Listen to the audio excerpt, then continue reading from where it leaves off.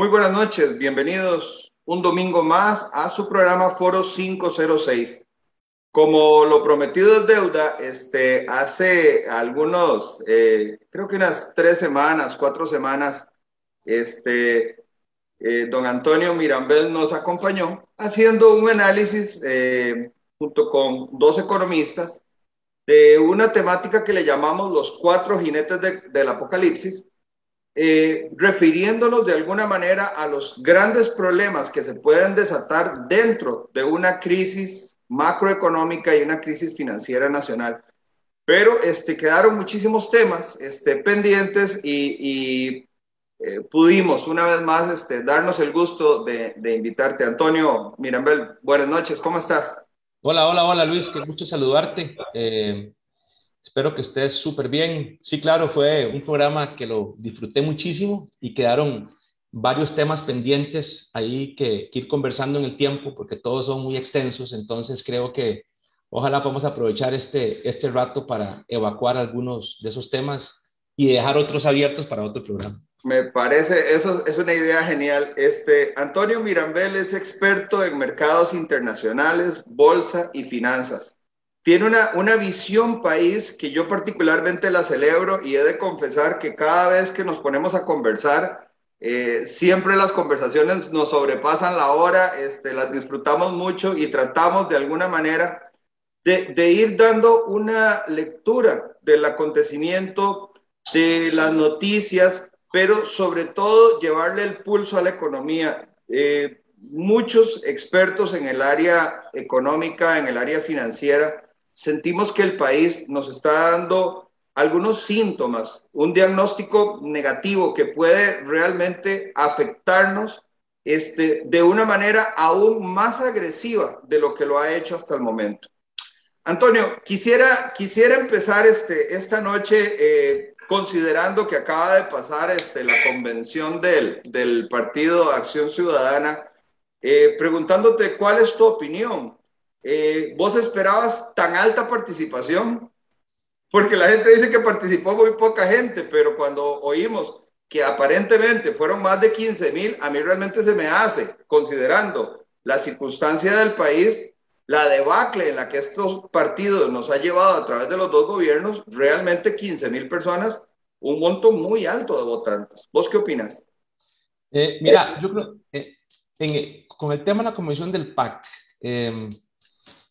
vamos a esperar al recuento de los votos para ver si verdaderamente fueron 15,000 que fueron a votar. Pero siempre el PAC, aunque uno no quiera, porque ha sido un partido que cuando inició tuvo una ideología bien, cuando empezó, en el tiempo se fue desvirtualizando completamente y ha sido verdaderamente dos gobiernos, uno más que otro, más nefasto que el otro, o complicados, para no usar una palabra tan agresiva, pero creo que sí, nefasto es la palabra correcta. Todavía tiene una masa de gente que lo sigue, que uno se preguntaría cómo los van a seguir, cómo los van a seguir, cómo piensan en un tercer mandato, cuando verdaderamente el país ocupa un cambio de rumbo de una forma fuerte. Entonces, yo no quisiera jamás desmeritar que un partido político vaya a decir un número de votantes que no tuvo, ojalá que no sea así, que digan siempre el número correcto, porque nos basamos en la democracia y creo que si perdemos esa verdad, vamos a perder nuestra democracia. Pero sí, yo creo que pudieron haber sacado 15,000 votantes o menos, porque siempre va a haber una gente que los va a seguir. Es un partido que hay gente que cree que han hecho algunas cosas buenas, que no podemos descartar. Han hecho algunas cosas buenas, pero creo que la cadena de situaciones ha sido mucho peor de lo bueno. Entonces, no descartaría que hayan tenido una afluencia para mí ¿Y 15,000. vos crees que 15,000 votos no es gran cosa. vos crees que ¿Perdón? este grupo de personas que se presentan a la votación del domingo? Yo por ahí escuché un analista que es muy coloquial, ¿verdad? Tiene un programa que se llama Planeta Política. Tipo es súper coloquial, si no me equivoco, es un abogado, pero él decía, es que yo no creo que llegue nadie. Pues, ¿a quién se va a dar el color de presentarse en una escuela y que lo vea la demás gente, ¿verdad? El domingo, que están votando por el PAC. Pero ¿crees vos que se trata de fanatismo, algún tipo de obsesión ideológica, o serán grupos beneficiados de Ay, las políticas PAC? y como en un examen de marcar, ponerle la 4 todas las anteriores. Hay de todo un poquito. Va a haber gente que te es fanática al partido, gente que tiene una ideología de pensar diferente, gente que yo creo que también están viviendo como en otro planeta, que no han visto todo lo que está pasando porque tienen algunas condiciones laborales o económicas que no les afecta gran cosa. Entonces, ponerle todas, hay de todo un poquito. Lo que sí es importante es que nos dimos cuenta, ojo, que esto sí hago el paréntesis, que por dicha fue poca gente a votar, por dicha, porque nos damos cuenta de que el movimiento como tal ha perdido mucha fuerza. O sea, que no es un movimiento que está vivo, más bien está apenas respirando, tratando de resucitarse.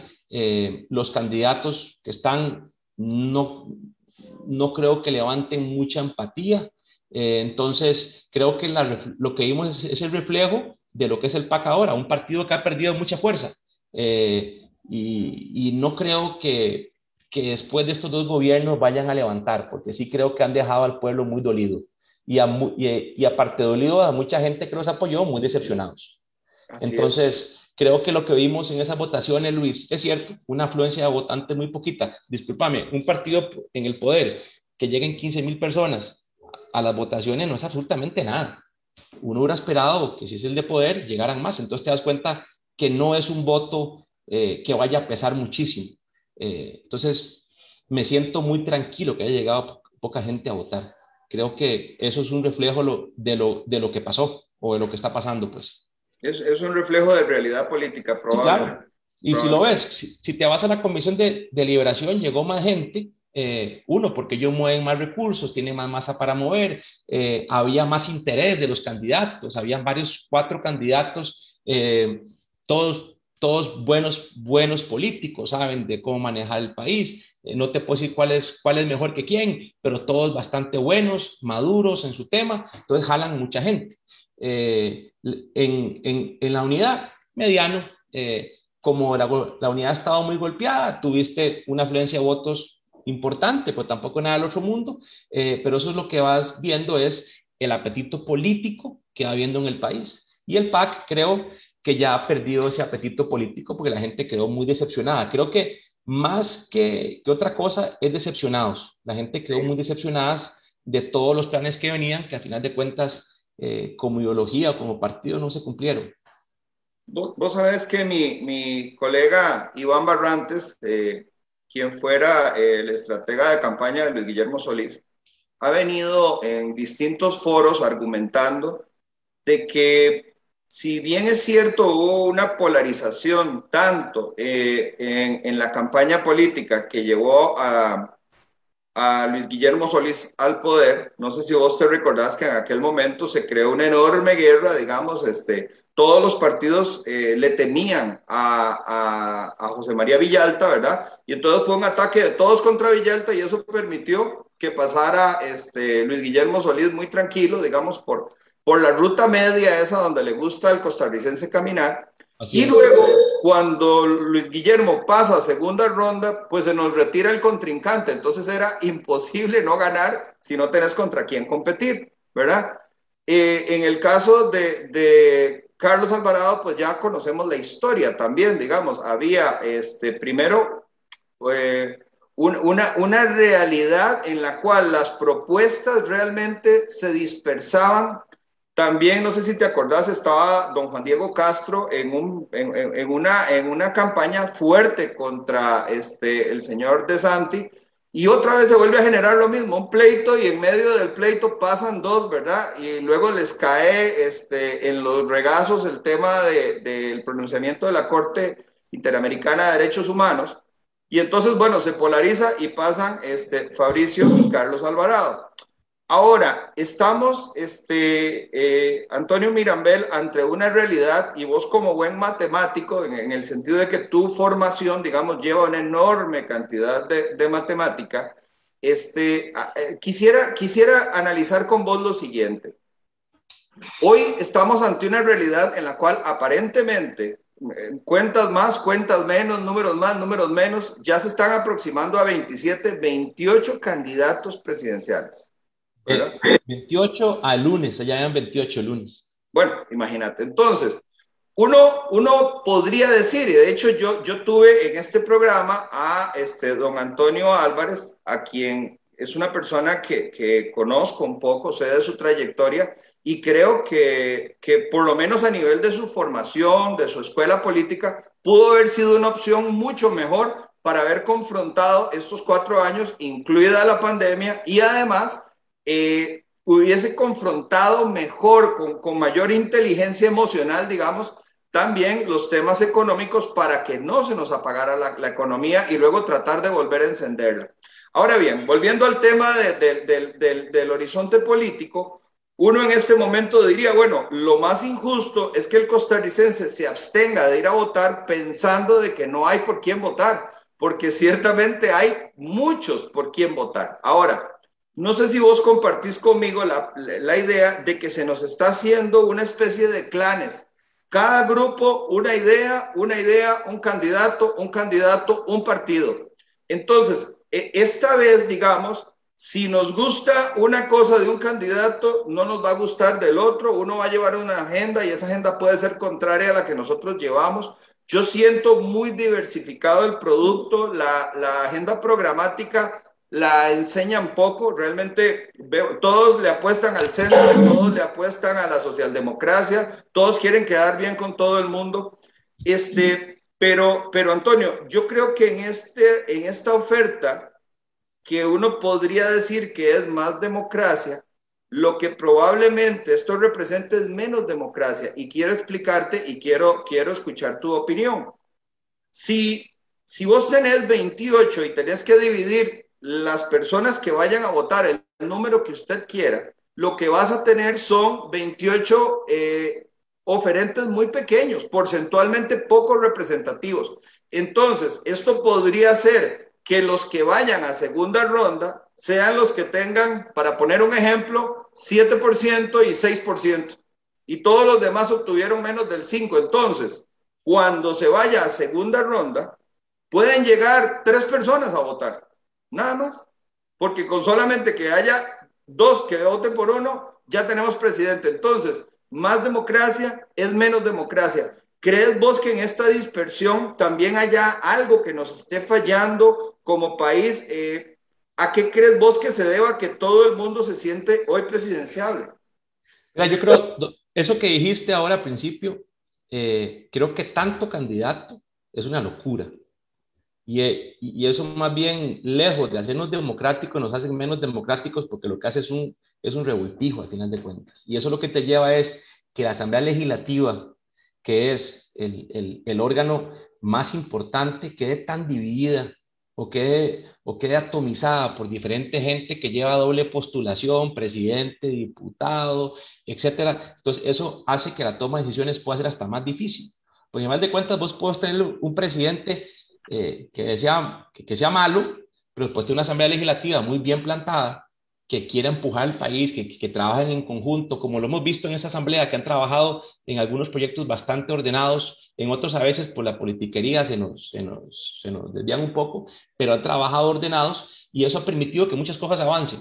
Pero si tienes una asamblea atomizada y muy dividida, con grupos de izquierda o bloques de izquierda muy fuertes o más grandes que antes, y otros de extrema derecha, que también la extrema derecha tampoco es lo más conveniente, tiene que haber un buen balance, eso hace que la asamblea sea muy lenta. Entonces, todo ese montón de candidatos, al final de cuentas, lo que hacen es que desordenan la democracia nacional, porque le quitan votos, los pequeñitos, que no tienen gran capacidad de llegar, a los que tienen más capacidad de llegar. Entonces, existe apatía, porque mucha gente va a decir, mira, yo voté para no decir nombres, voté por fulano, no llegó ni al 1% y el que ganó fue otro. Entonces pero yo pues no voto por ese, no quiero ni ir a votar. Entonces empezamos a ver más abstencionismo en una segunda ronda, que es lo menos que queremos ver en una democracia tan bonita como la nuestra.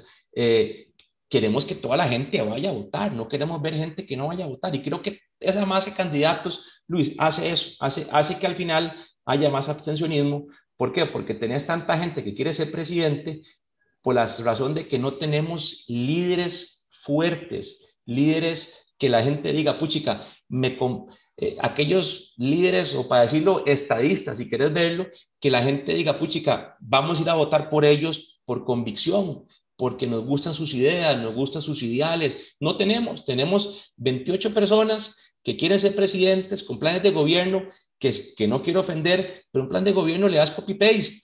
O sea, no es ciencia nuclear. Puedes copiarle el de otro y le sumas y le quitas y le restas, y ese es su plan de gobierno. Y creo que muchos, si me equivoco aquí, te pido, yo creo que muchos partidos no han enseñado ni el plan de gobierno. ¿no? O sea, semanas de presidente sin plan de gobierno. Entonces lo mandan hasta después. Entonces no sabes qué van a hacer. Entonces yo creo que al final de cuentas... Perdona, y tampoco muestran ni siquiera un equipo como que para que uno diga, bueno, tal vez no tiene tanto liderazgo, pero tiene buenas figuras, ¿verdad? Tiene buena oferta buen y equipo. tampoco, buen equipo, y no quieren mostrar tampoco ni siquiera quiénes podrían acompañarlo. Es que imagínate, Luis, tenés 28 candidatos. Hay que ir a buscar un montón de gente para hacer equipo. Entonces ellos tampoco van a tirar todo porque vos no haces equipo de la noche a la mañana. Ocupa gente que crea en tu propuesta, que crea en tu proyecto, que crea en el liderazgo. Entonces, mi sentimiento, que es muy personal, es que yo no veo, o sea, creo que hemos perdido esa capacidad de líderes que la gente tenga esa convicción de votar. Entonces, en vez de tener 28 candidatos, de tener a 4 o a 5 candidatos que sean líderes, que la gente los se identifiquen con ellos. Eso es lo que hemos perdido, ese liderazgo, esas figuras y que el votante mayor, joven, intermedio se sientan identificados. Creo que eso es lo que nos falta, esas figuras que la gente se identifique con ellos. Y por eso, como decís vos, y claro, van a sacar 7, 8% y pasan a segunda ronda. Entonces, cuando vos ves una segunda ronda con esos porcentajes, significa que el abstencionismo viene alto. Eh, y eso no es nada agradable ver. Yo en las encuestas, cuando veo 60% de abstencionismo, digo, puchica, ya a estas alturas del partido, uno más o menos... No legitima para nada. Es decir, tenemos un presidente que no nos representa o que representa muy poquitos. ¿Sí? Entonces, al final de cuentas, como dijiste al principio, que te lo respeto 100%, no le agrega ningún valor a la democracia. Más bien, y nos resta esa democracia que hay que fortalecerla buscando líderes que logren matar esa rayita del abstencionismo y meterlo a votantes, ya sea que voten por quien quieran, pero que se identifique el votante, que sepa por quién va a ir a votar, que las campañas estén basadas en propuestas claras, directas, volver a darle al votante esa satisfacción de que se sienten comprometidos con un partido, con una idea o con una persona también. Ojo, porque ahora muchos partidos lo que hacen es dar la plataforma para una persona. Ya mucha gente ya no vota por un partido, sino que votan por la persona. Entonces, que por lo menos que esa plataforma la utilicen de forma adecuada para que la gente se siente identificada. Y eso es lo que yo siento que hemos tenido problema. La gente no se identifica. Antonio, ¿y ves positivo, alguna connotación positiva o negativa, el hecho de esta doble postulación? Mira, qué buena pregunta esa. Hay dobles postulaciones de algunos que me parecen que son personas muy capaces, que ya si quedan de presidentes o diputados, en ambas vías pueden agregar bastante. Otras que a veces ponen la ganas de tener trabajo a otra cosa. Entonces, si no quedo por una, quedo por la otra. Entonces, y sigo montado en algo. Esas cuando piensan así me preocupa mucho. Cuando yo veo un candidato, para no decir nombres, para no tener ningún color político, que lleva una doble postulación y que van a agregar, digo yo, pues chica, si no queda, puede ser que tenga oportunidad como diputado para que tenga una vitrina para otra elección más adelante. Esas agregan valor. O para que empuje las ideas, digamos, de repente lleva algunas buenas ideas. Así es, para que empuje, pero ahora que te digo esto, por ejemplo, cuando te dije que mucha gente usa un partido como trampolín, para llegar de diputado, el partido no lo representa, ellos son autorrepresentados por ellos mismos y ya se acabó, fueron diputados y nunca más se acabó, porque o se separan de la fracción en medio camino, se hacen independientes, etcétera. Lo que te digo es que no hay ese compromiso de ideas que permea donde la gente se siente identificado. Yo no soy muy partidario, te soy honesto, de la doble postulación. O sea, yo creo que el que va de presidente tiene que ir de presidente. Si no quedó, señores, no quedaste, listo.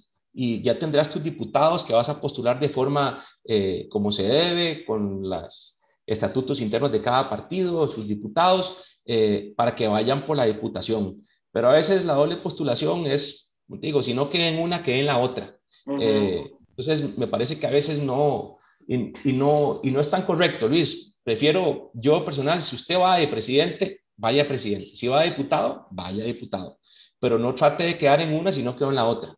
Creo que eso es un Y tema que creo que en yo, la Asamblea hay un proyecto, si no me equivoco, para... anda un proyecto, pero vos sabés que quisiera agregarle también un punto de vista, porque el proyecto es un proyecto del Partido de Unidad Social Cristiana, eh, impulsado, permítame para ver, creo que también está apoyado por alguien, no, no todos, pero hay alguien del PLN que está empujando el proyecto. Yo creo que la democracia costarricense, al igual que un tema que espero abordar en unos minutos con vos, que es el tema del modelo costarricense, está en labor de parto. Está en labor de parto. Y hace aproximadamente me parece que unos 3 o 4 años, un grupo encabezado o liderado por Abril Gordienco estaba tratando de impulsar una reforma electoral de tal manera que se pudiera, cosas que me parecen valiosas. Uno, poder elegir de forma consecutiva a algunos diputados. Claro, Segundo, conocer por quién estamos votando, o sea, darle el voto a un diputado que nosotros podamos ver y no como pasa ahorita, que simplemente votamos por una bandera, tal vez se ve el primer nombre, si es que se ve, y el resto es una lotería. Y también nos encontramos en la Asamblea Legislativa sorpresas desagradables. O sea, está llegando gente que es una verdadera vergüenza a la Asamblea Legislativa. Y yo creo que hay un tema de representación, pero es que hay cosas que por favor no me represente con esas figuras, porque lo que hacen realmente es deteriorar muchísimo el señorío y la imagen, digamos, que tiene que tener la Asamblea Legislativa. Mira, yo con el tema de la doble postulación tengo una visión un tanto distinta y no sé, te la quiero compartir. Por ejemplo, yo me imagino qué pudo haber sido de Juan Diego Castro si no gana las elecciones, pero se convierte en un diputado de la República. Quisiera saber qué hubiese pasado en la continuidad de que teníamos, por ejemplo, a don Antonio Álvarez de Santi, diputado, candidato presidencial, bueno, precandidato, candidato, y que hubiera podido continuar, digamos, algunos de los proyectos que tenía que se ahogaron en esta administración, que quedaron sin voz.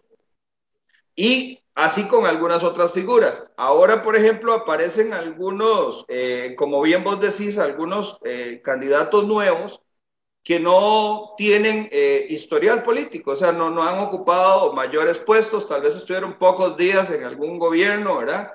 O en una posición muy remota, pero que de repente podrían, tal vez no llegar a la presidencia, pero por lo menos ir trabajando a la presidencia durante 4 años bajo la mirada, digamos, de la sociedad.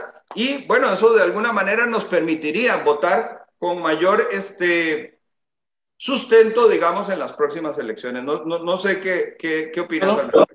me parece un punto muy válido. Yo creo que tal vez a lo que a veces me refiero es que mucho lo que acabas de decir, ser diputado, hay que volverlo a tratar como si fuera un honor. Gente que venga preparada.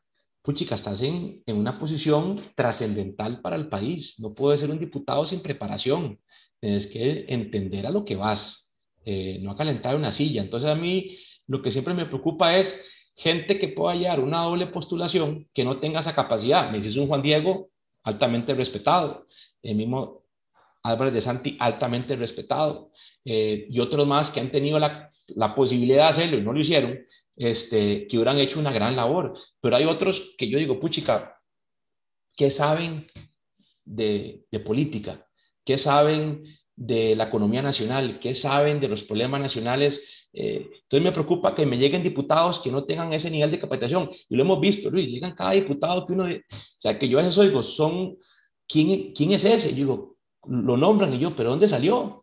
Si los Sí, que figuran siempre son 10 o 12 diputados que vos los ves que se fajan, que salen en la prensa, que cuestionan, que chocan, que entre ellos se cuestionan y uno dice, puchica, por lo menos querás que sean de tu elección o no, pero están breteando, están por lo sí, menos sí, sí, sí, sí, sí. defendiendo sus puntos de vista. Eso es lo que yo quiero ver. Yo quiero ver una serie de diputados que, si querés llamarlo carrera parlamentaria, que aprendan a ser diputados. Sí. O sea, que no lleguen a apoyarse solamente en sus asesores, sino que ellos lleguen con criterio, con opinión y que sepan de tiempos parlamentarios, que sepan de tiempos políticos, que no lleguen a decir, ay, yo no sabía que eso se tramitaba así, no, no, llegue aprendido, o sea, aprenda antes de llegar ahí, porque es un puesto de honor, es un puesto que ser diputado, es un puesto que sí se ha satanizado mucho, pero es un puesto que tenemos que volverle a dar ese nivel de de profesionalismo que se requiere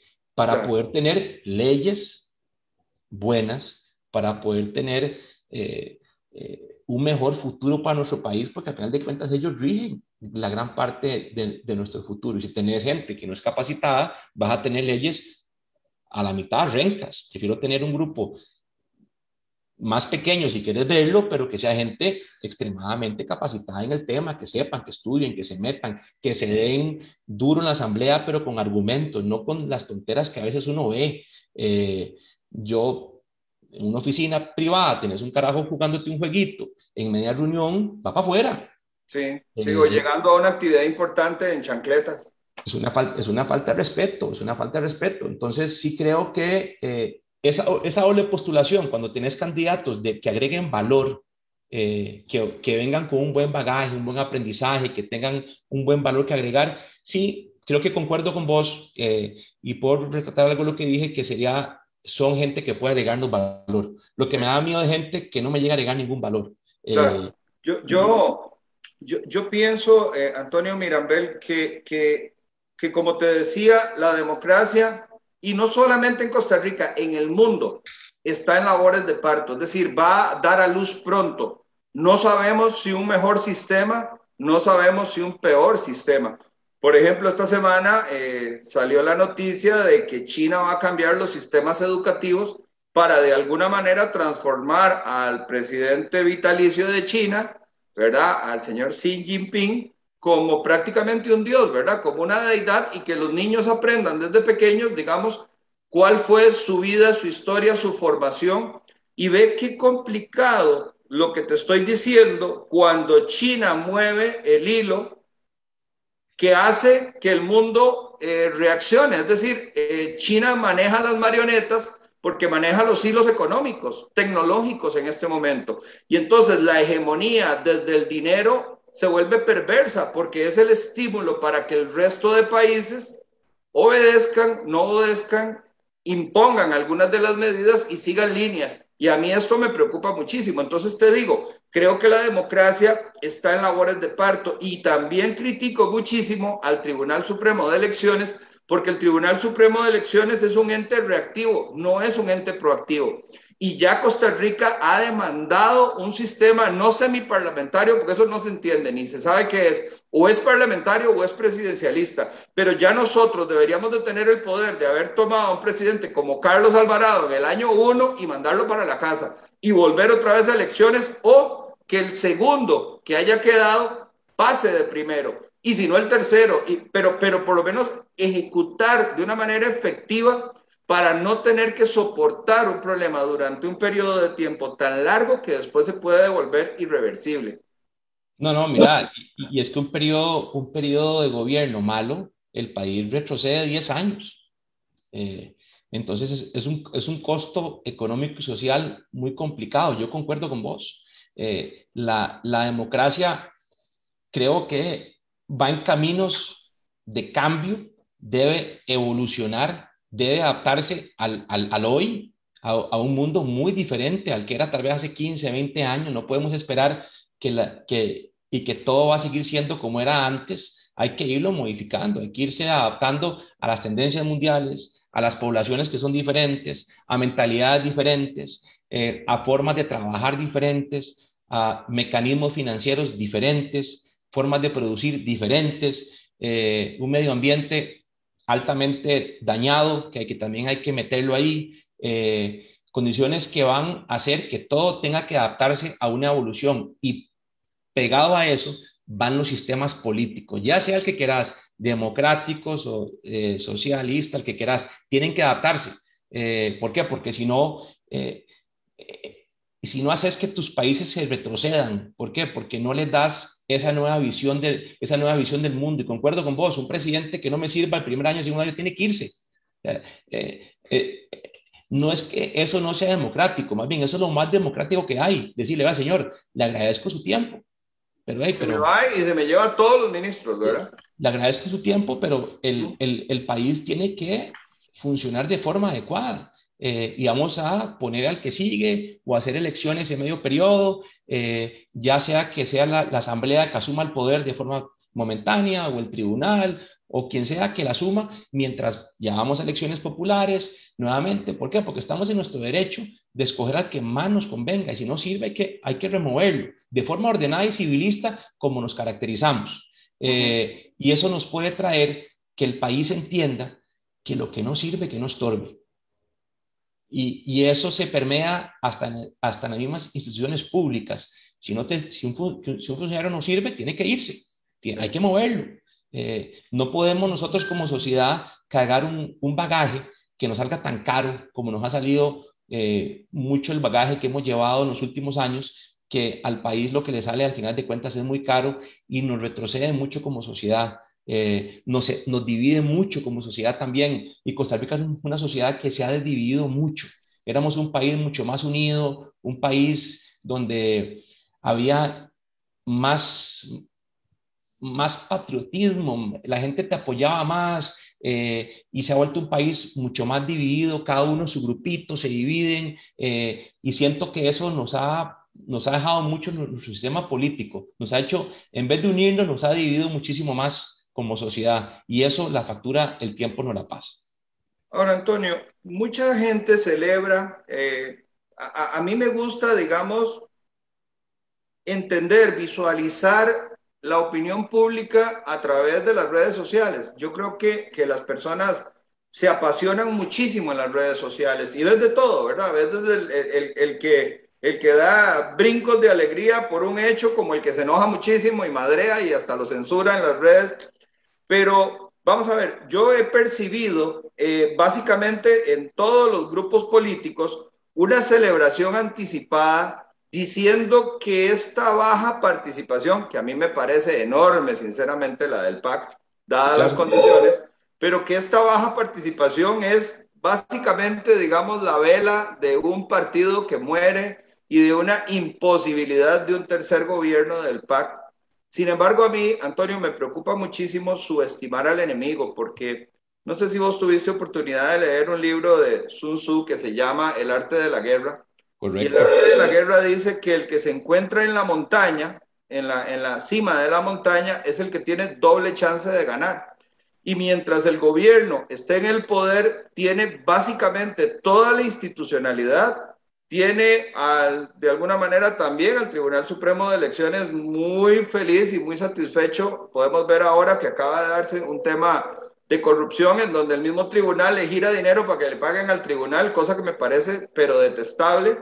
Vemos a un poder judicial, a una sala constitucional muy complaciente. Podemos ver un superministerio, pero con un poder nunca antes visto a través del Ministerio de Salud, que una policía actuando casi como milicia, con horas de queda, haciendo partes, cerrando negocios, entrando a propiedades privadas.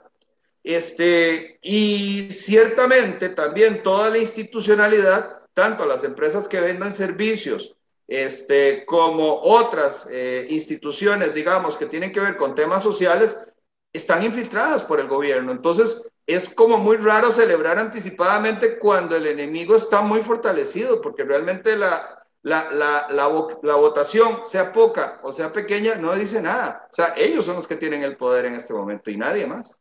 No, y mira, yo estoy de acuerdo con vos, 100%, y no te lo niego ahí, no hay que subestimarlo nunca. Que tengan baja participación en la selección de su candidato no implica que en la presidenciable llegue a votar más gente. Eso, eso no hay que dejarlo a un lado. Eh, sí te digo que el PAC, lo que uno escucha a la gente, que uno le pregunta, que fueron simpatizantes del partido en su momento, ya no lo son.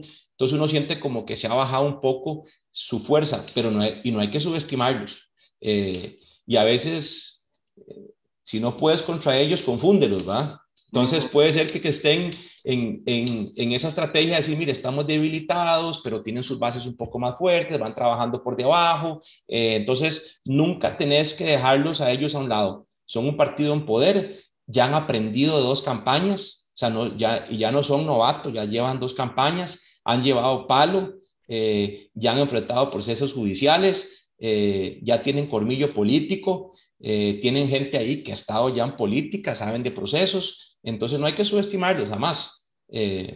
Y acordate que Costa Rica, me duele decirlo, pero hay mucha gente que va, que hace voto protesta.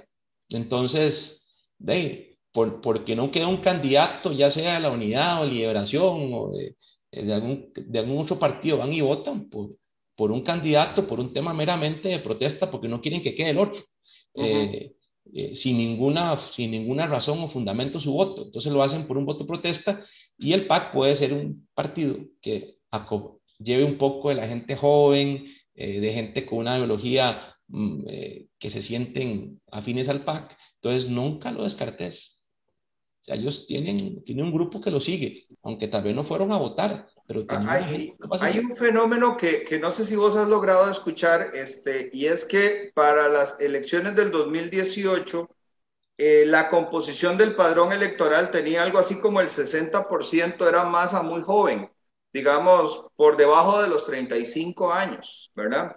Pero ahora para estas elecciones, pues la gente creció y entonces ahora tenemos más bien un padrón electoral que ubica la masa sobre los 40 años, es decir, ya son adultos que en buena teoría deberían de ser muy responsables. Entonces, eso de alguna manera, junto con los arrepentidos que vos decís, ¿verdad? Que votaron, apoyaron al PAC, no, vamos a ver, que ahí yo creo que hay una aclaración.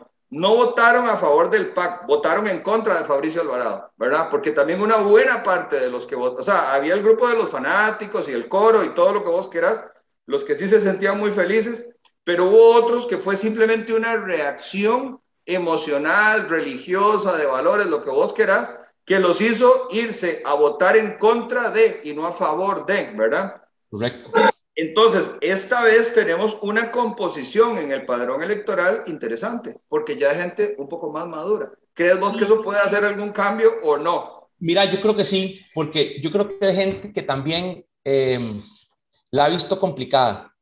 Hay gente que ya muchos de esos, bueno, en Costa Rica la gente ya tiene hijos a edades más avanzadas, ya no es como antes que tenían hijos a los 20, 21, 18, ya los tenés ¿Cierto? a los 30, 30 y pico, hasta que estés más estable, ya sacaste tu carrera universitaria, estás trabajando.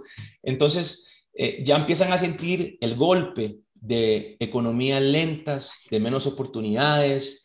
Entonces, ya tenés gente que verdaderamente ya le chima más el zapato. Entonces, ya empiezan a tener una visión de país donde quieren un país que les presente más oportunidades, un país donde sus hijos tengan mejor educación. Entonces, eso creo que puede hacer que el votante de esa masa de 35 para arriba, 40, ya voten con una convicción diferente, porque ya tienen, ya son más, ya piensan más en lo que les queda de su segundo tracto de vida, porque uno de 40 en adelante ya es el otro tracto, ya uno ya empieza a joderse, a enfermarse, de todo le empieza a pasar. Sí. Y ya tienen hijos, algunos ojalá ya nietos, entonces ya empezás a ver que piensan más hacia allá en el país, más hacia allá qué va a pasar en el futuro. Mire, mi pensión, ya después de 50 años cuesta más que te contraten. Entonces, ya empieza a haber un poco de cambio en la forma en que pensás. Ya preocupa, ya Ya, preocupa. Sí, ya preocupa, ya se acabó el vacilón donde, puchica, tengo 20, todo aguanto, qué vacilón, y la cosa se acabó, se acabó. Ya empezás con una forma de ver las cosas muy diferente. Entonces creo que ahí podemos tener un voto mucho más, ojo, no voy a usar la palabra responsable, porque cada uno vota como quiera, pero un voto más pensado, más mesurado, más estudiado. Ojalá sea así, ojalá sea así, que no sea un voto que se dejen llevar por los debates, que quién le tira a quién, quién habla mejor que el otro, quién le dispara al otro, quién es más vacilón en el debate, que voto por ese.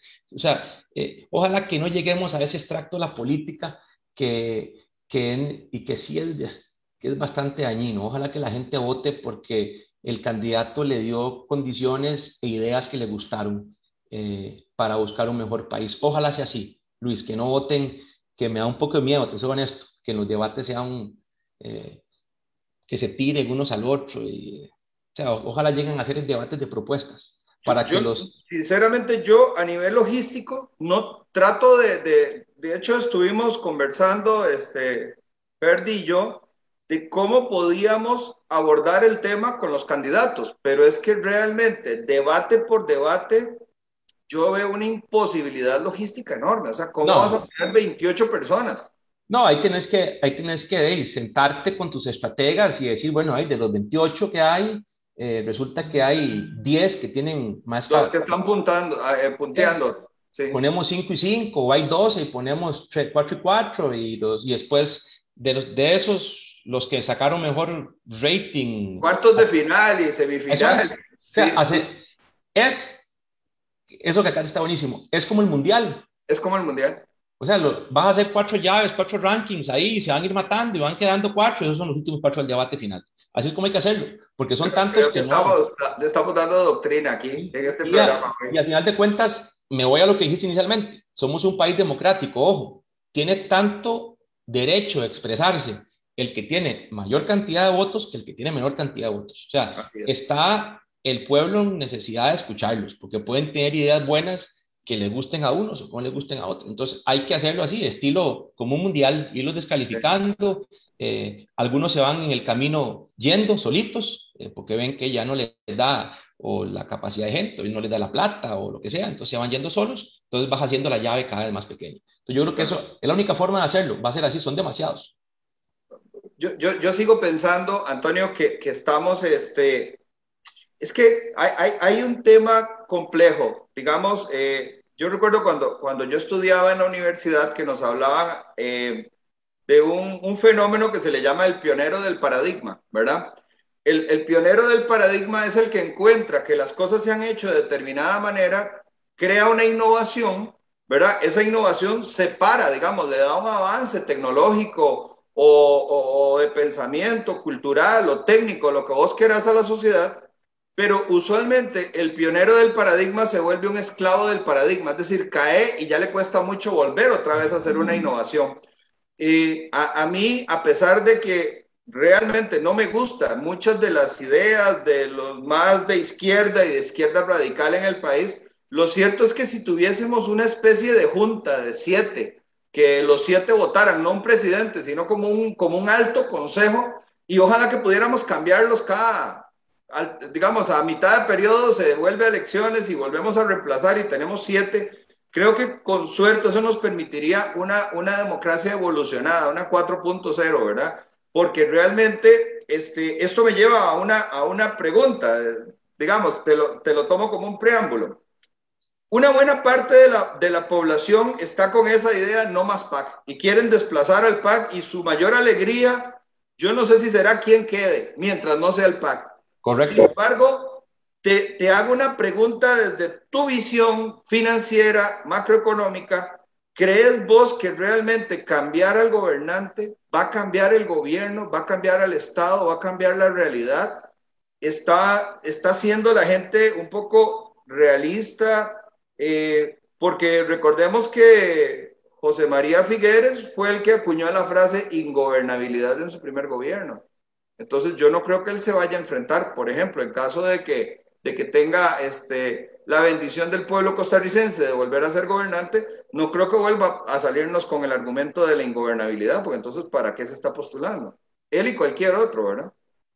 Mira, el problema es que nadie en 4 años puede hacer eh, milagros.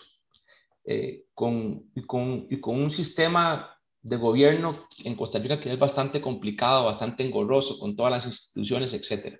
Eso es un proceso. Lo que a mí siempre me ha molestado, lo que me molesta es que cuando hay cambios de esos partidos tan drásticos, se rompen. O sea, hay un corte de lo que venía haciendo el otro, que a veces hay cosas buenas que venía haciendo que las puedes continuar y hay cosas malas que hay que cambiarlas, como cualquier empresa. El tema es que como hay revanchismos políticos, dejan de hacer todo lo que estaba haciendo el otro y empiezan a hacer cosas nuevas. Entonces, arrancas un proceso desde cero.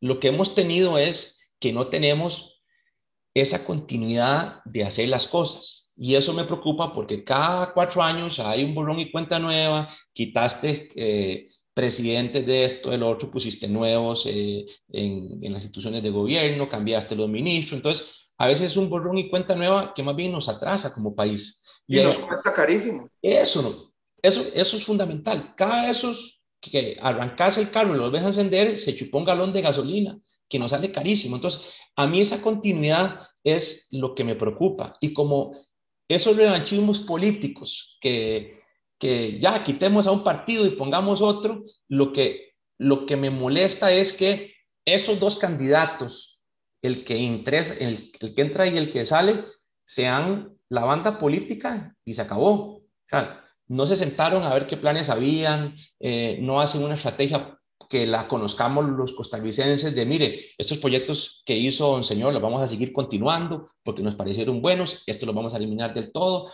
Esa continuidad, Luis, que se rompe, que en algunos casos, que dicha que se rompe, porque pueden venir con cosas que son nefastas, que hay que pararlo, pero cuando hay cosas buenas, eso me preocupa porque nos sale muy caro como país.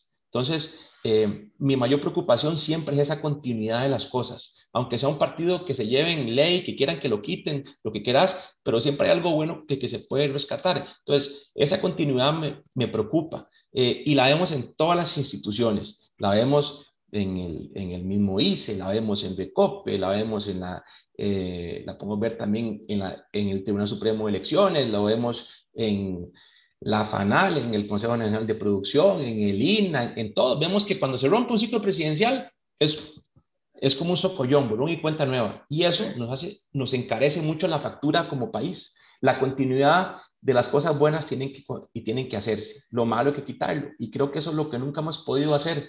Tratar de que eso siga, de que las cosas buenas sigan. Cuando estás en una empresa privada y la dirigís, el gerente anterior, cuando se va, deja cosas buenas. Sigámoslas, apoyémoslas. Aunque el gerente no era mi amigo, sigámoslas, porque eran buenas. Y las malas, corrijámoslas o cambiémoslas, pero que no hayan esos cortes tan disruptivos porque como economía nos salen muy, muy caros. Y si hay una cosa que los políticos no tienen, es que no tienen noción del costo del dinero.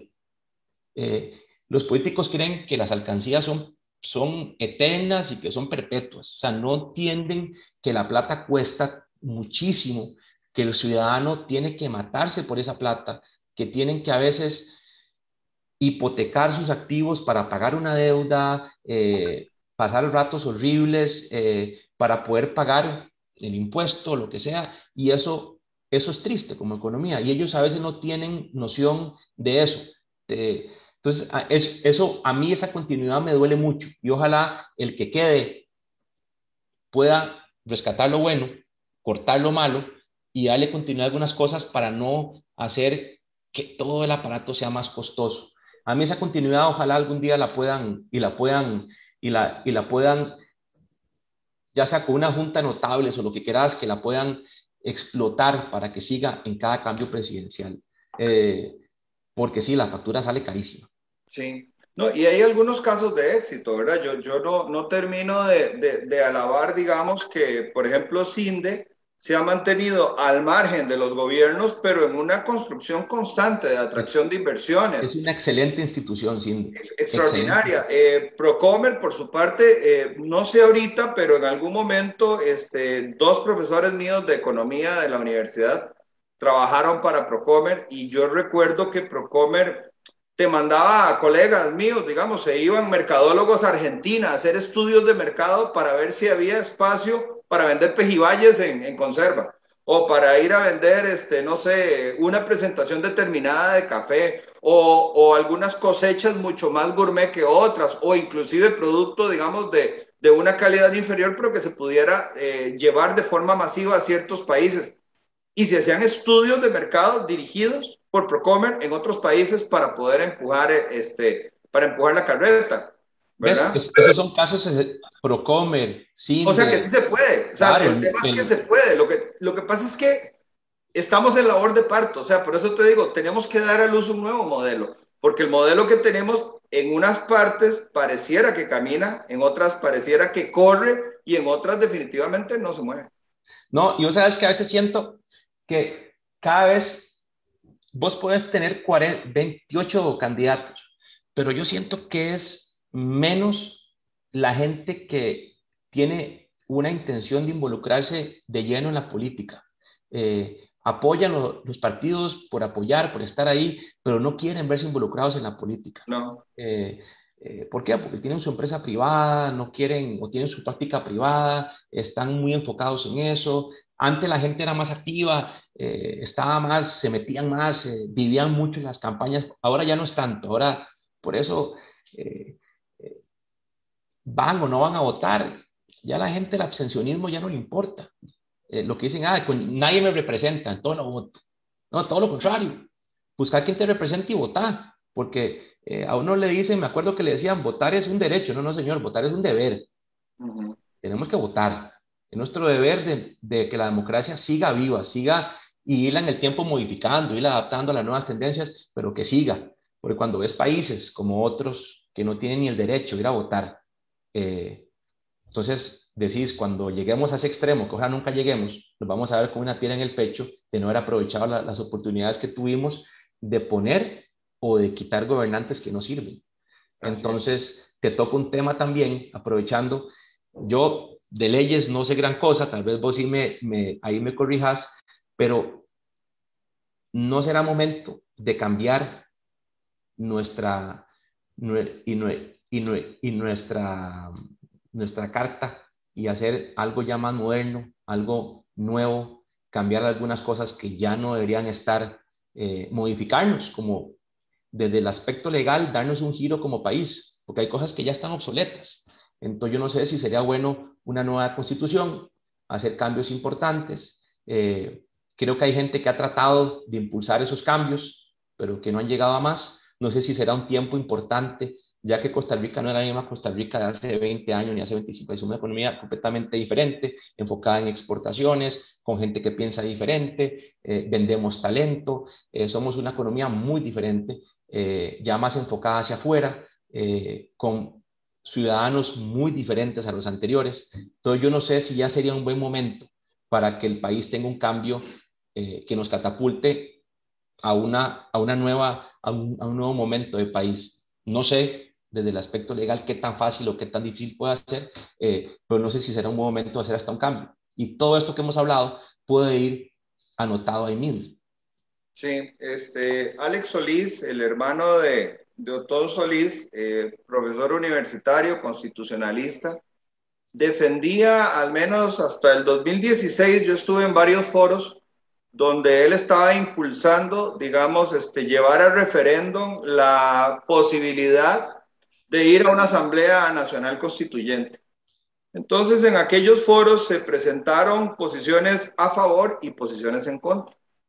Vieras que yo llegué a la conclusión, aunque no me lo creas, digamos, comparto opinión o compartía opinión con don Alberto Cañas, compartí opinión con Albino Vargas. Imagínate, opinión con Albino Vargas, digamos, que es un espectro, digamos, de izquierda. Sin embargo, Albino decía que que el problema que él veía, digamos, es que para nombrar una Asamblea Nacional Constituyente, vos tenés que elegir diputados constituyentes. Entonces vas como a unas elecciones, ¿verdad? Ok. Entonces, las últimas constituciones que se han modificado en Latinoamérica han salido muy mal. Caso Venezuela, creo que Chile no va a salir muy bien No, también. Chile No, son la gran mayoría, creo que el 50, que de los ciento y pico, 55, 56 son de izquierda, si no me equivoco. es correcto. Entonces, el problema es que quien meta la plata, digamos, quien patrocine algunas de estas candidaturas, podría ejercer unas modificaciones en donde entremos en una condición como país y salgamos siendo una cosa, un monstruito, ¿verdad? Un adefesio, Sí. digamos. Entonces yo soy del criterio, digamos, de que habría que ver como capítulos particulares, ¿verdad? Elegir parcialmente algunos capítulos. Por ejemplo, todo el tema que tiene que ver con empleo público, que ahora se llevó por medio de una ley, pero que inclusive algunos sostenemos la tesis de que se podría modificar mucho de la eficiencia a través de reglamentos. Ni siquiera hay que modificar la ley. El reglamento lo tiene el presidente y su ministro, digamos, y no habría que llegar a una Asamblea Nacional Constituyente que nos podría salir muy cara y convertirnos en otra nación completamente Pues, diferente. pero entonces, concuerdo con vos, ya que me lo explicas así, pero entonces sí podemos hacer cambios. Sí, los expertos, muchos expertos recomiendan parciales, cambios parciales, en aspectos puntuales, ¿verdad? Y que participemos todos, no importa, ¿verdad? ¿Ves? Ya que me lo explicas, ¿ves? De la óptica legal, creo que eso es un tema importante, pero que quede siempre en el aire, que sí ocupamos ir haciendo cambios en el camino. No podemos quedarnos como estábamos antes o como hemos vivido. Hay que ir haciendo cambios para que vaya evolucionando esa democracia que me decís que está en labor de parto, ir mejorando las herramientas que tenemos legales para que el país en el tiempo se fortalezca. Y lo que no ha servido hay que aprenderlo a quitarlo. Que a veces nos hemos quedado con cosas que no sirven y las seguimos y seguimos en el mismo. Entonces, eso hay que irlo modificando en el tiempo. Bien. Claro, y hay un status quo que se defiende a que no le hagan cambios, ¿verdad? También por conveniencia. Sí, claro, ahí Hay un sí. sistema que se resiste. Sí, y Ahora, ahora, dime, adelante. perdón, quisiera hacerte una última pregunta, que a mí me resulta importantísimo conocer tu opinión. La economía de los Estados Unidos en este momento está sufriendo lo que los economistas le llaman un sobrecalentamiento. Ha habido una cantidad de estímulo financiero que se ha liberado al mercado que nos trae algunos hijos bastardos, ¿verdad? Que se llama inflación, que es el encarecimiento de todos los productos de forma sistemática y además también la depreciación del dólar. El gobierno de los Estados Unidos no ha querido hasta la fecha levantar los bonos y las ayudas que se le están dando a ciertos grupos de personas que se vieron afectadas por recortes en el empleo durante el tiempo de pandemia. Pero el problema es que el sistema se vuelve perverso porque es un apoyo que, si no me equivoco, ronda los $350 a $500 semanales. Y entonces, si no tenés trabajo, te dan el subsidio. Entonces la gente no quiere ir a trabajar. Entonces estamos en una condición como poner el carro en primera, meter el gas hasta el fondo, pero no soltar el freno en mano. Entonces la economía se está calentando, está llegando a unos niveles complejísimos y entonces no despega ni avanza porque se está demandando personal que el personal no se quiere mover. Hoy escuché que hay un análisis que dice que hay una necesidad de 10 millones de puestos por ocuparse, es decir, se requieren 10 millones de personas en trabajos. Por otro lado, Costa Rica va exactamente en el camino contrario, o sea, somos una potencia en producción de desempleo, tenemos un costo altísimo de la vida, tenemos el país sobregirado, una improductividad enorme. ¿Cuál crees vos, Antonio, que pueda ser el efecto látigo si consideramos que Estados Unidos es nuestro principal socio comercial? ¿Crees vos que esto nos pueda dar un revés o afectarnos en forma negativa o afectarnos en forma positiva? ¿Qué Vamos a pensás ver. vos de eso? Mira, Estados Unidos, mientras tenga ese poder que tiene de inyectarle plata a la economía, porque lo que tienen es un poder de inyección de plata a la economía va a seguir caminando. Y ya sea artificial, que para mí tanta inyección de plata lo que hace es hacer al adicto más adicto al Al estímulo, consumo. al consumo, porque hay plata que les dan y les dan plata gratis, lo que se llama helicopter money, plata de helicóptero, porque es como que la pasan, como que la tiran, la regalan. Entonces, eso hace que la gente, uno, no tenga esa necesidad de ir a buscar trabajo. Los que tienen la oportunidad de ir a Estados Unidos o los que viven en Estados Unidos se dan cuenta que hay rótulos por todos lados Hola.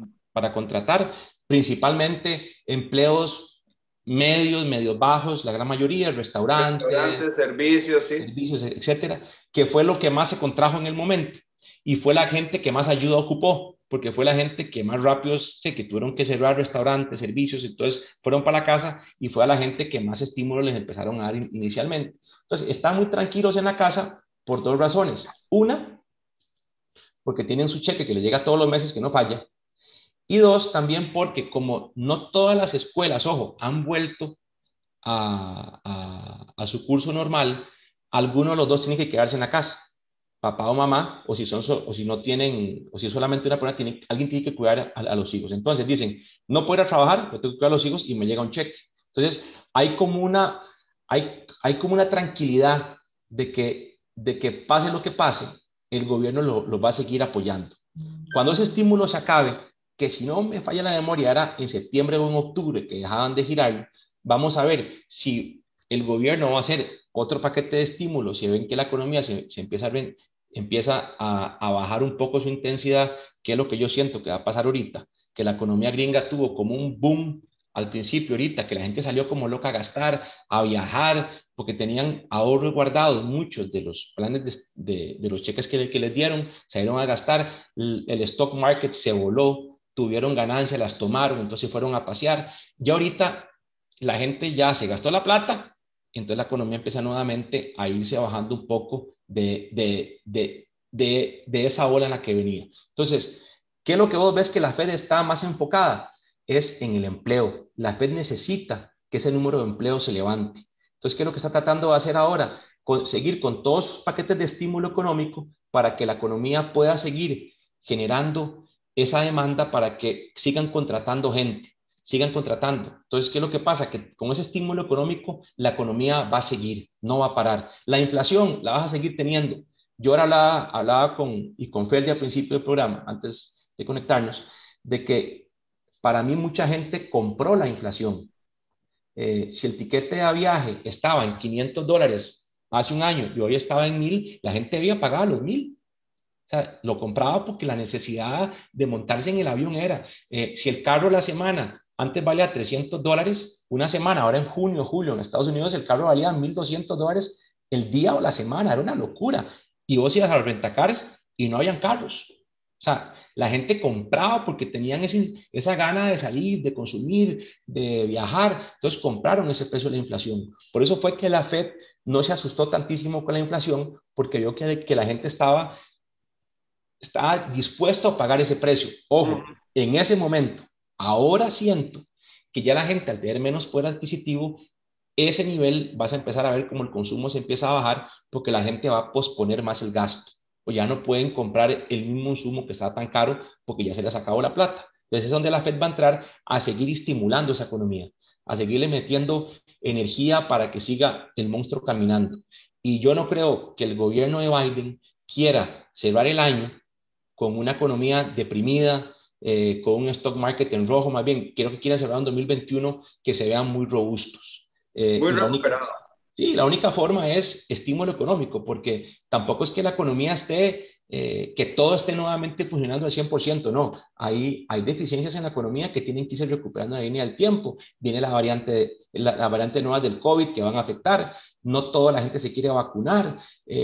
Todo eso afecta indiferentemente. Y la Fed creo que van a seguir con el estímulo económico y este viernes, que es la reunión de Jackson Hole, Wyoming, que la hicieron virtual, cuando Jerome Powell hable este viernes, creo que él va a decir que va a seguir inyectando la economía, que no va a empezar a bajar la compra de bonos, que hacen el tapering que hacen ellos. Entonces creo que eso la va a seguir dándole más dinamismo a la economía americana. Y eso, Luis, a nosotros como economía nos beneficia porque todos esos son más recursos que vienen al país, gente que viene a viajar, gente que viene a gastar, empresas que vienen a instalarse a Costa Rica, parte del buen trabajo que hace y que hace instituciones como CINDE, que siguen jalando empresas que vienen para Costa Rica, porque la economía sigue con ese dinamismo que nosotros nos vemos beneficiados. Mientras ellos sigan con ese dinamismo, con esa inyección de recursos tan bestial, porque, o sea, lo que inyectan es una locura,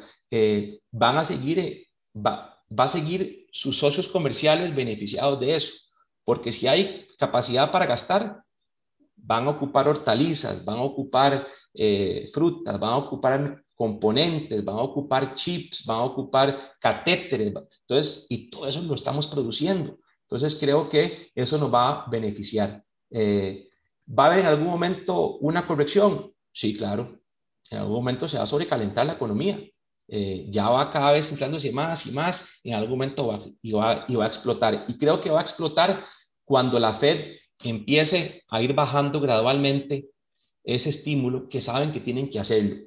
¿Por qué? Porque tienen que bajarlo un poco, porque ante una siguiente crisis que puede venir en algún momento, tienen que tener mucho más herramientas en su arsenal para poderse defender. Entonces tienen que irse nuevamente normalizando.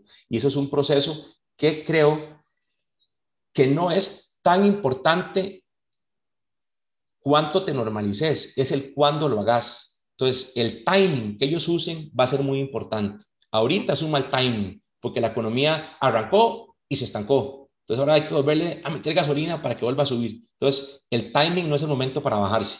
Creo que se van a ir bajando más adelante cuando la economía ya empiece a ser un poco más sola, que ya empieza a estar ya más nivelada, que los países emergentes tengan más vacunación para que haya más dinamismo mundial, que la tensión entre China y Estados Unidos se normalice un poco, cuando haya un poco más de armonía económica en todo el mundo y ellos puedan ir nuevamente suavizándose, porque lo que haga Estados Unidos afecta a todos los demás, no solamente a nosotros, a todos.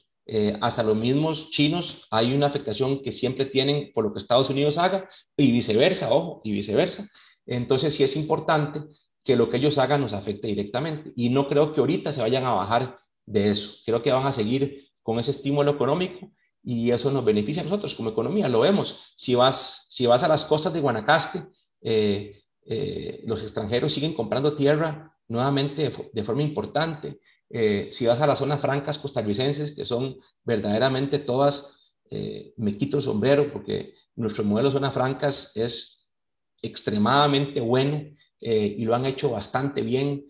Siguen llegando empresas nuevas, muchas de Estados Unidos, y eso nos da la señal de que si ellos están bien, a nosotros nos va a traer ese beneficio. Sí, tenemos un gran desempleo, Luis, que es súper triste, pero hay que ver dónde está ese desempleo. Ese desempleo está mucho en los sectores más deprimidos, como construcción, como agricultura, en la parte comercial, pero otras latitudes de la economía se han mejorado, la parte de servicio, la parte de manufactura. Entonces, creo que al final de cuentas, la respuesta sería, lo que tenemos que hacer es, a toda esa mano de obra, hay que empezar a capacitarla para darle herramientas para que puedan desempeñarse también en otros sectores, no solamente en uno. Y eso es lo importante de la capacitación. Y creo que eso es lo importante de una institución como el INA, que pueda empezar a capacitar gente para las nuevas tendencias económicas que tenemos, porque vienen tiempos diferentes en el sector económico y lo estamos viendo. Entonces, yo creo que mucho desempleo viene por ahí, de los sectores más afectados. Y el gobierno, que aquí sí le echo la culpa, no han hecho gran cosa para que esos sectores, o para no decir nada, esos sectores tan deprimidos, darle las herramientas para que tengan segundas oportunidades laborales. Entonces yo creo que mientras los gringos vayan caminando bien, nosotros vamos a ir bien. Si ellos se deprimen, vamos a deprimir también. Pero no los veo a lo que falta el año entrando en otra recesión. Puede venir la variante Delta o la que quiera, ya no cierran. Ya no cierra la economía. Se dieron cuenta que el costo de cerrar es tan elevado que mejor siguen abiertos. Vacúnese, vuelvas a poner 7 dosis de vacuna si es necesario, pero esto no se cierra, esto sigue. Entonces yo creo que va por ese lado. Yo creo que la economía gringa va a seguir este año con mucha fuerza por el estímulo que tiene. Ojo, hay sectores como el de vivienda que ya siento que ya ha llegado a un tope porque creció de forma exponencial, los precios se volaron, ya empezamos a ver un poco de la vivienda que Pero, empieza. Antonio, con el tema de vivienda que es muy, muy particular, si las personas no entienden de qué estamos hablando, es que se generó una sobredemanda. En teoría había un ritmo de construcción determinado, ¿verdad? Hay un factor de construcción determinado, pero con los cierres y con toda la forma en que se acometió la pandemia, el inventario se colocó y entonces la demanda inclusive aumentó en algunos lugares de los Estados Unidos porque entiendo que por dos razones. Una, por el costo de la vida y además las cargas impositivas y la forma en que se manejó la pandemia, muchos estadounidenses dijeron, no, nos vamos a Texas o a la Florida, que creo que es donde más se movió la población, que además tiene la Florida un costo bajísimo de impuestos, ¿verdad? Texas una serie de ventajas también. Y entonces, pues de repente se encuentran con una demanda exageradísima y con una oferta disminuida.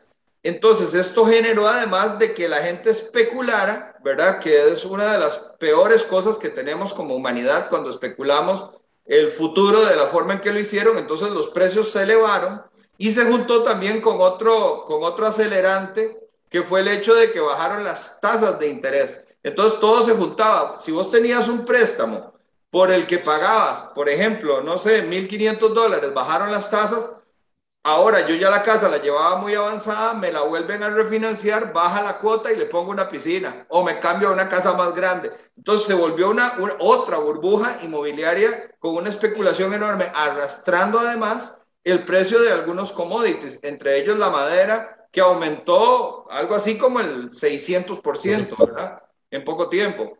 Entonces, bueno, a esto es a lo que te referís. ¿Y vos crees que los precios se estabilicen o que más bien tiendan a la baja? No, yo creo que se estabilizan los precios. O sea, ya, Bajen, no. no, si bajan, pueden bajar marginalmente un poco porque se aumenta mal, empiezan a haber más construcción, etcétera. Antonio, disculpa, quiero agregar algo porque escuché que en Costa Rica se han disparado los precios de los materiales de construcción. Sí, Entonces, claro. esto es una muy buena explicación. Es que nuestro mercado es un espejo del mercado internacional. Adelante, Ay, perdón. y porque somos un mercado importador, como no somos productores de materias primas, todo tenemos que traerlo de afuera. Entonces, nosotros importamos inflación, no la traemos todo de afuera. Entonces, lo que te digo, yo creo que en Estados Unidos lo que nos va a pasar es que la construcción va a seguir, ese monstruo va a seguir construyendo, con esas tasas de interés que tienen los mismos desarrolladores, van a seguir llenando el mercado de oferta. Eh, los precios tenderán a normalizarse, pero los que tienen o han tenido propiedades en Estados Unidos saben que es un mercado en real estate altamente especulativo. El que sabe jugar real estate en Estados Unidos lo hace bastante bien, porque es toda una estrategia, hay que saberlo jugar, pero el que lo sabe jugar le da bastante bien.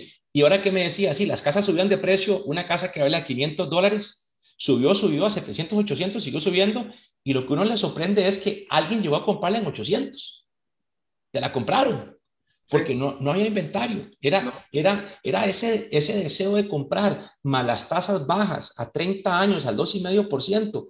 De ahí, la gente decía, ahí sí, la compré y pagaré $1,000 de mensual de cuota y se acabó. No, Y sí, me sí es quedo, lo que te digo, la construcción de piscinas se volvió, o sea, no había espacio, había que ponerse en lista de espera, porque como la gente volvía a refinanciar la deuda, lo que hacía era bajarla, o sea, mejorabas la casa o cambiabas la casa o ponías la piscina, pero la cuota te bajaba. Entonces, así. o sea, realmente eso es un estímulo de verdad. Sí, porque ¿qué es lo que hacen? El gobierno americano entiende, bueno, porque ellos lo pueden hacer porque tienen esa capacidad de imprimir dinero, que es que las tasas bajas, entre más bajas las tengas, pero ojo, que prestes plata, que eso es diferente.